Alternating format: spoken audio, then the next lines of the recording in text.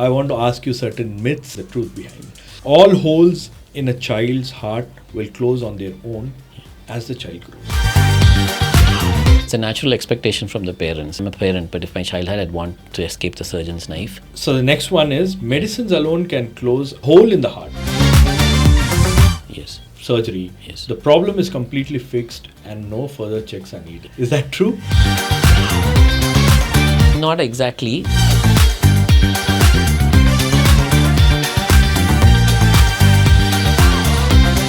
Hello and welcome to the News Minute. This is Real Talk powered by the Apollo Hospitals Chennai. Joining me today is Dr. Neville Solomon, who is a Pediatric Cardiac Surgeon at the Apollo Hospitals, and I'm going to talk to him about pediatric cardiac surgeries, pediatric cardiac program, and heart-related issues among children. Sir, thank you so much for talking to us. Can you give us an overview about pediatric cardiac surgeries in India and globally? So basically, whether it is just a fact that out of every 1,000 babies born, 8 are going to be born with congenital heart disease. And that is something that we cannot run away from wherever you are in the world, be it the US, UK, or India, wherever. So if you convert that into a birth rate, every year, 2.5 to 3 lakhs of children are born in India with a heart defect. And about half will perish by the first year if they are not treated on time. So congenital heart disease is a leading cause of infant mortality, and it is a cause that we can address very easily. And it is being addressed to a great extent in our state and many parts of India. I'm basically a pediatric cardiac surgeon. So I work in partnership with pediatric cardiologists. We work as a team. It's like a cricket team with batsmen and bowlers. So one can't live without the other to make it complete. And so in what's happened is about 25-30 years ago, there were so many children with heart disease and so many simple conditions to treat. Started in 1996, so nearly my 30th year here. So and then now we've seen a sea change. Pediatric interventional cardiologists have come in a big way. So they do everything through the groin, many of the simple procedures. So all the simple cases have disappeared, be it atrial septal defect to a large degree, patent ductus arteriosus, coarctation of aorta, or even VSDs in big children. And so what is left for the surgeons to do is extremely complex conditions.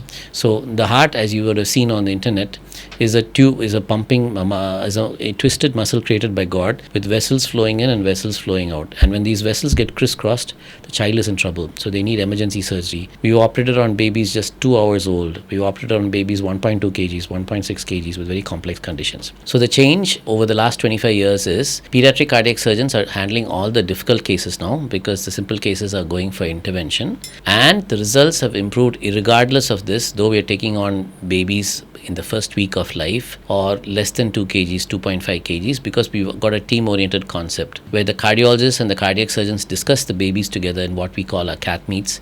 We come to a decision that this is what we're going to do for this baby, this surgery, and there are different types of surgery for even the same condition.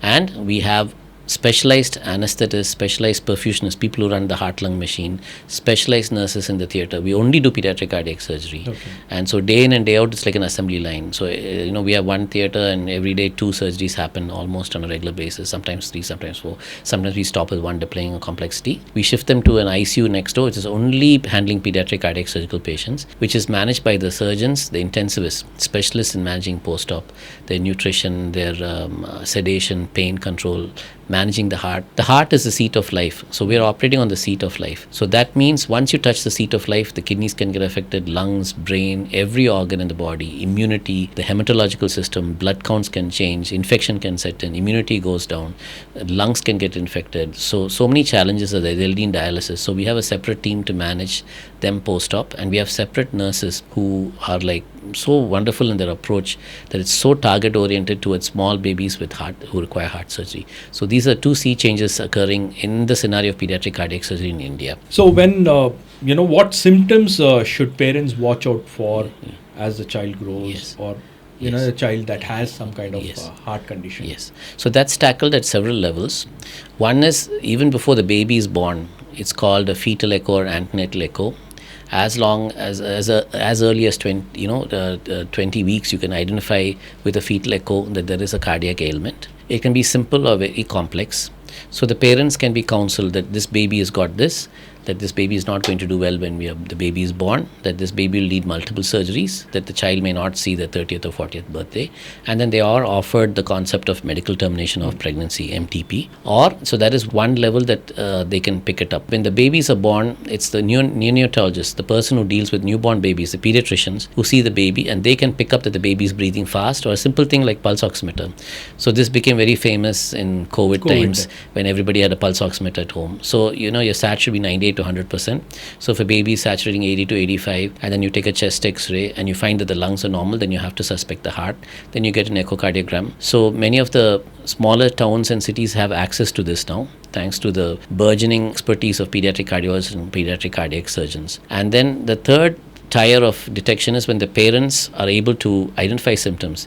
They say that the baby is not gaining weight, the baby is not able to suck milk continuously, gets breathless, has to stop, start, and then excessive sweating, and then very fast heartbeat, or they notice the baby is turning blue. And then in extreme cases, sometimes the baby undetected can collapse. But especially in the bigger cities, we have pediatricians picking it up. They put the stethoscope on the baby's chest and they find out there's a noise.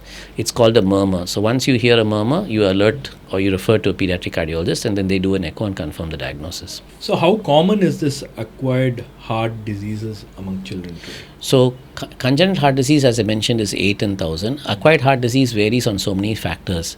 So the biggest thing, when I used to see it about 30 years ago, when I was more than nearly 40 years ago since I entered MBBS. So I entered MBBS about 40 years ago. We used to see a lot of rheumatic heart disease. Children have a sore throat. They get this streptococcal infection. 2 weeks later, they get the inflammation of the heart. And once the valves are damaged, they're damaged for life. So that's the leading acquired heart disease in children, and for that their valves get affected. So a simple measure is, when your child has a sore throat, do not ignore it. Don't home medicate or treat at home. Take them to a pediatrician. What are the latest treatment options that are available for pediatric heart conditions? Yes. So one is medicine. So one other specialty of children with heart disease is heart failure. So normally we think if a heart fails, we transplant the heart. But the thing is, when you transplant the heart in a child, it's not always a lifelong cure, and it has significant morbidity. So we are able to, with the help of heart failure pediatric cardiologists, managing with medications. And by managing with medications, the heart failure is controlled, and some of them escape heart transplants. So that's one modality that's developing. Then we have ventricular assist devices that are being put on small children and artificial hearts to support the heart till they're getting a suitable heart transplant. Unlike an adult, where you have like-sized individuals, children, you cannot put an adult heart into a child. So there's going to be a size mismatch. So there are a lot of logistics issues. And then technology that's really improved over the last 25 years is non-surgical options. Like I talked about the Fontan operation, pulmonary valve replacements. Many of the valve replacements are going to the interventional cardiologist. So there is an upsurge in non-surgical procedures where interventional cardiologists do daycare interventional procedures to cure heart conditions. And then so the number of surgeries will not achieve that kind of volumes, but we end up doing a lot of complex surgeries and challenging surgeries. So that's going to be the future. Like, how is it? How these surgeries are, will evolve in the coming days? Yes. So we are fine-tuning so much that even our complex surgeries results are excellent. Okay. And we operate on children third-time heart surgery, fourth-time heart surgery. We evolve techniques where, okay, this happened 3 years ago to this patient, so we'll try this technique. Imaging has improved a lot. So 30 years ago, when you do the first heart surgery, this is the sternum, this is the bone that you cut, and the heart is not near it. When you're doing a second time heart surgery, all that has been breached. So the heart is stuck to the back of the bone. So if you just use the regular way, the heart patient will just exsanguinate, bleed out in the theater. You can't do anything about it. So now we do a CT scan before. So we identify that these are the structures stuck, so we should not go and damage it. So we'll put a peripheral bypass, empty the heart. So we have techniques that we avoid. So we bring down the mortality and morbidity associated with second time, third time surgeries. Then we're embracing technology like we call it VR, where we feed the CT scan into the computer, and then we can do a 3-dimensional reconstruction with what these kids wear for games, and then see inside the heart and plan our surgery and do a higher quality kind of surgery. And what are the major challenges in conducting pediatric surgeries Yes. in India? So, pediatric cardiac surgery in India, first of all, nobody wants to be a pediatric cardiac surgeon because there's not much money involved. So, if your ambition is to make a lot of money, then pediatric cardiac surgery is not for you. And if you want the easy life, it's not. And I've been fortunate to be blessed with two young surgeons who are like much younger than me, 19 and 21, whom I'm grooming to take over from me someday. And it's very difficult to teach because it's very complex and margin for error is zero. In an arterial switch, you get one chance. You have to be fast, you have to be accurate. You cut off the blood supply to the heart. If you finish the surgery within 60 to 90 minutes, the clamp, then your results are better. If you take 2 hours and more, the results are not going to be good because once the heart takes a hit. So, but the thing is, the challenge is to get pediatric cardiac surgeons in, and very few. I always tell my young surgeons that it's a priesthood. It's like you have to be devoted, and you can't expect to make mega bucks that's associated with the public thinks that doctors make lots of money, and it's about sacrificing family life because your family support system should be there because you have odd hours, emergencies, long days, and when you're coming up the ranks, sometimes you have to sacrifice things at home so that the child is saved in the hospital. And next thing is, so there are a lot of challenges in organizing a pediatric cardiac surgical unit in the corporate sector. Many corporate hospitals don't encourage pediatric cardiac surgery because it is not going to look great in the profit loss for them. So then we are very fortunate. I feel that God protects and blesses me to have such a support from the Apollo management and chairman and Preeta ma'am, Sunita ma'am, that we are able to run a pediatric cardiac surgery program on par with anything seen anywhere in the world. And we have been able to get a lot of funding. They've supported us with funds, and we are able to run. So, and then retaining staff. So, like I said, we need anesthetists, cardiologists, intensivists,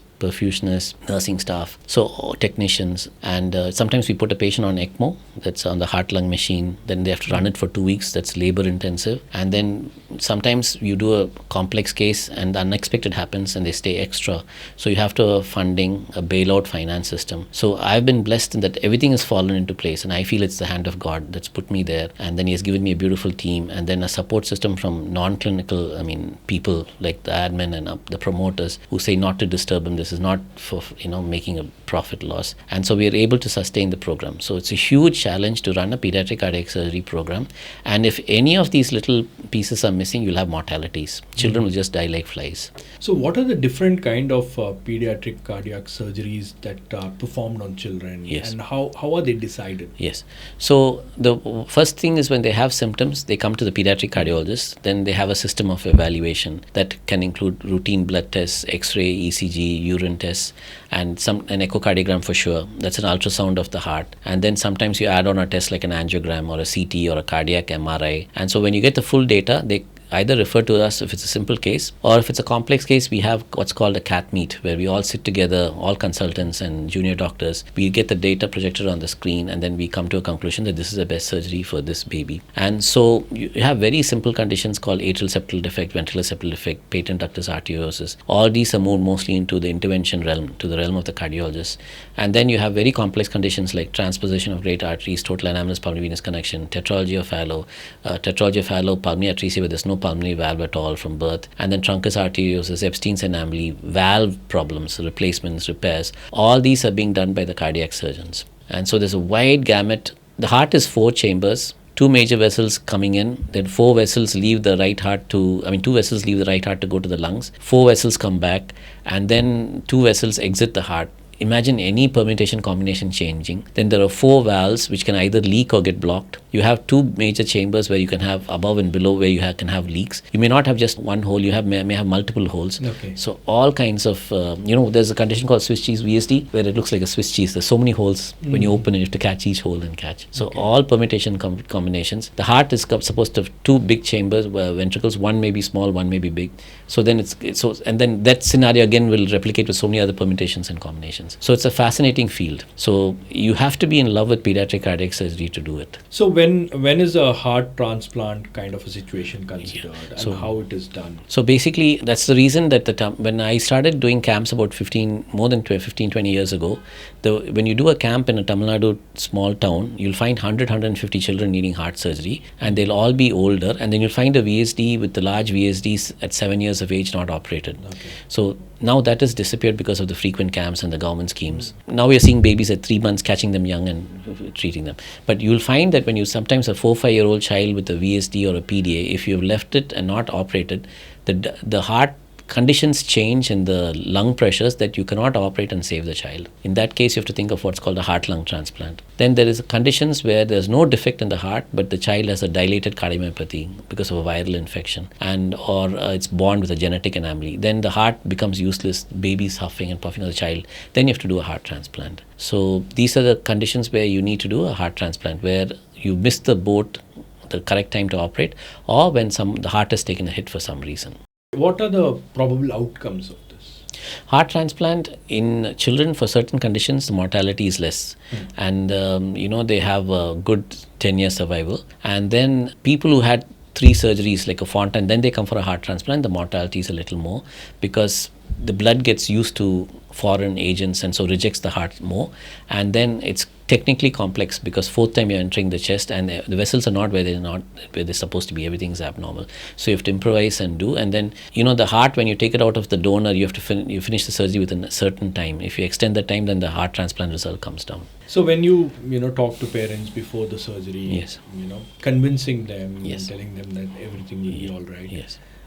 It's a very difficult yes, phase. So yes, before going for a surgery and after that surgery, yes, what is the response of the patient? Yes. How do they Yes. interact with you? So it's very interesting. So I work in a hospital which is high volume, and then the track record is good. And it's human nature. Parents will be sitting and talking to each other, and then communication. It's very important to communicate. You can have I was very taught very young early in my career that you can have a complication or you can have a negative setback. But if you have communicated things in advance and keep communicating honestly, people do accept, and then they know that this is something that is not in the surgeon's hands entirely, and he's been very forthright and honest about it. That's what I said, I'm blessed with a great team. So my surgeons, or I myself, will be talking to them about the need for surgery. We have a big TV screen in the OP where we just play the echo and show to them.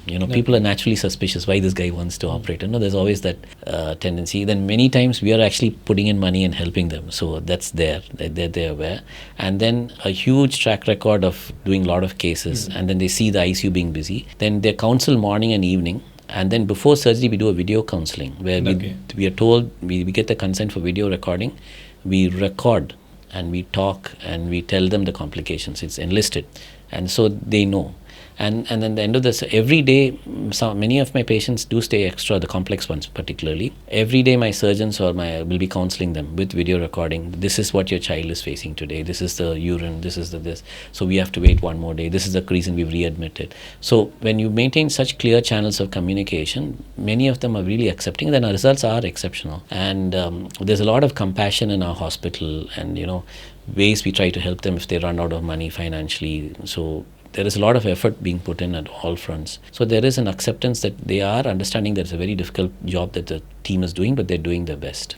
Doctor, there are also, questions. Then there are also these facts that internet throws up. Yes. Or, maybe post-COVID, we have a lot of people giving their expertise about what is what. I want to ask you certain myths, and I want to ask you what is the truth behind it. So, as a pediatric cardiac surgeon, all holes in a child's heart will close on their own as the child grows. This is a very common thing that's there. No? Yes. Plus, it's a natural expectation from the parents. If I'm one and my child has, I'm a parent, but if my child had, I'd want to escape the surgeon's knife. So predominantly they do. Ventricular septal defects do. But the important thing is to be under the guidance and supervision of a qualified pediatric cardiologist, so wrong decisions are not made. We have had children in certain places done elsewhere where they sat on a large VSD and then came to us and we missed the boat in operating. So that can also happen. And then conditions like PDA can close on their own, preterm babies, ASDs, small ASDs can close. Yes, so many of these conditions, but you have to be aware that there's about 20-30% VSDs don't close. They will need surgery, and then they will need surgery on time to save the child's life. There's also this thing that we must wait until the child weighs 10 kgs. Yes. Do you agree with this? No, that's a fallacy again. Like I said, waiting till 5 kgs or 6 months is not it. If the child needs heart surgery, in the opinion of the pediatric cardiologist in discussion with the pediatric cardiac surgeon, then we have to go ahead and do it. And current technology and expertise supports excellent outcomes in that scenario even. So weight, days, all that doesn't No, matter. it depends on the condition and the clinical status of the child. How is the child doing with that condition? But then where is this weight thing coming from? Like what is this? Is this something that which is a common perception that is being talked about? Yeah, it is a hangover from the days when mortality was significant in pediatric cardiac surgery. That's about 30 years ago. So, and then there is a level of ignorance even among non-cardiac specialties that mortality is significant if you refer. But over the past few years, through education and through the fact that we're showing excellent results with small babies, we are seeing a considerable improvement in referrals even for small babies, or they just leave it to us to decide. So the next one is medicines alone can close hole in the heart. Yes. So the medicines can, provided it's under the pediatric cardiologist supervision, when, like I said, 80% of holes in a VSD can close on their own. So then they have to be on appropriate medications by the cardiologist. We give it a chance. I've seen patients come to me where I don't immediately operate. And I don't think the decision to operate should be left to me. I like it rooted through the pediatric cardiologist so that there's no question of vested interest. And there's a neutral observer saying that, oh, Neville, you can go ahead with the surgery or not. And so it is true that many conditions, they do resolve on their own with medicine. But again, under the strict supervision of a qualified pediatric cardiologist. Okay. Surgery. Yes. The problem is completely fixed and no further checks are needed. Yes. So that's the end of it. Yes. I don't need to see a doctor. You don't need to see me. Yeah. Is that true? Not exactly. So we have a system created by my excellent cardiologists. So they do a check at 3 months. They do a check at 1 year, then 2 years. And the majority of them can be weaned off to a checkup every 5 or 10 years. And there's a boy that I operated 15, 20 years ago. And he so faithfully calls me every Christmas and my birthday, him and his mom. And, he's now he's in digital marketing in Bangalore.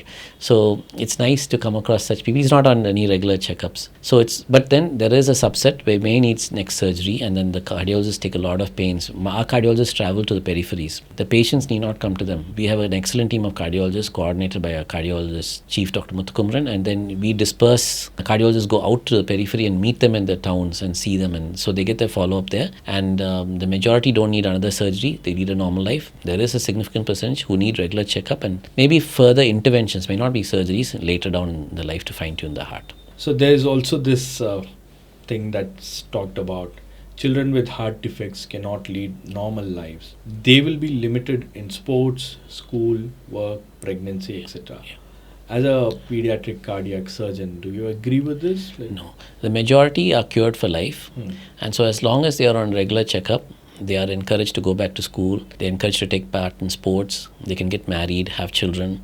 I always tell them, like majority of them, that you can be an astronaut, you can be a sports star, you can be an actor, whatever you want, dancer. Go pursue your dreams. And so it is a fallacy. So this is all from our grandmother's era. A lot of things have changed now, a lot of advances. It's like பெரியவங்க சொன்னா that is true. Yeah. Like அந்த மாதிரி. Yeah. There's this thing, heart surgery or cardiac procedure Yeah. is extremely dangerous Yes. and results in long-term disability or inactivity. No. Children with heart surgery, the results are exceptional. And if we lose a patient, it is usually a child that's come outside the recommended period of time and we're trying to save a life, or the child has come collapsed and we're giving it one last resort. Cases that we have worked up and come as cold cases where we planned, they're coming on time, mortality is like less than 2%. As a pediatric heart surgeon who's really passionate, we've done thousands, but I only remember the children that died and could not make it. I have a logbook in my iPad where I got the name of every child I've operated for the last so many years. There's a separate sad section where, the odd child that we lose. And then I put the cause of mortality. It is usually not due to surgery. It is that the child is like so bad, neglected, lying in. See, we've extended our services to the Northeast. So Northeast is like Tamil Nadu was 15 years ago, the 6 Northeast states. So we transport 7 sisters. Yeah, correct. So my geography is bad, 7. So basically we transport patients by train. The Meghalaya government flies them in. We put in funds. We are doing surgeries and saving those children. So the thing is, it is, we have to save these children. And it is a big struggle, and we have to do it. This is another thing that ChatGPT or Gemini throws. If a child has a heart defect, it must have been caused by something the mother did during the pregnancy. Right.